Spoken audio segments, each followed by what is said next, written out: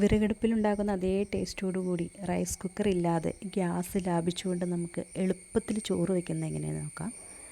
വെള്ളം തിളപ്പിക്കാൻ വയ്ക്കുക. വെള്ളം തിളച്ചതിന് ശേഷം അരി ഇടുക. എന്നിട്ട് നന്നായി ഇളക്കി ഒരു 5 മിനിറ്റ് തിളപ്പിക്കാൻ വയ്ക്കുക.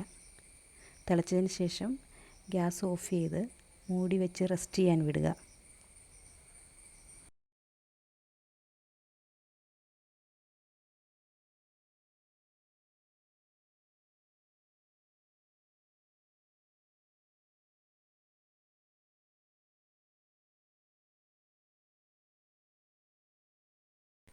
അരമണിക്കൂറിന് ശേഷം നമ്മൾ മൂടി തുറന്ന് നോക്കാം. അപ്പോൾ അരി ഒരു 1/4 ഭാഗമെങ്കിലും വെന്തിട്ടുണ്ടാകും.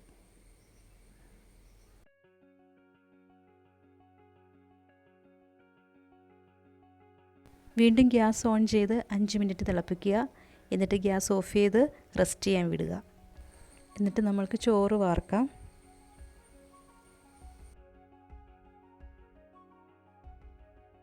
അടിപൊളി ചോറ് റെഡിയായിട്ടുണ്ട്. എല്ലാവരും ഒന്ന് പരീക്ഷിച്ച് നോക്കുക.